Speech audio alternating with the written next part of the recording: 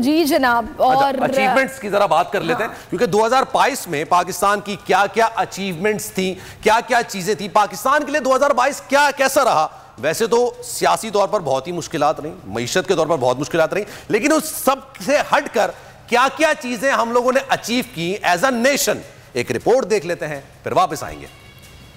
Grey list से अखराज। पाकिस्तान के FATF की ग्रे लिस्ट से अखराज को 2022 की सबसे बड़ी कामयाबी करार दिया जा सकता है।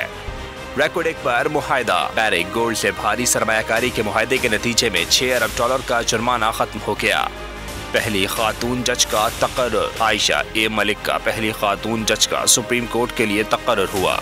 बरतानवी टीम का दौरा। 17 साल बाद इंग्लिश क्रिकेट टीम का दौरा पाकिस्तान मुल्क में इंटरनेशनल क्रिकेट की बहाली के लिए संगे मील साबित हुआ। Commonwealth game. Birmingham Commonwealth game में पाकिस्तानी एथलीट अरशद नदीम ने जैवलिन थ्रो में पाकिस्तान के लिए तलाई तमगा हासिल किया।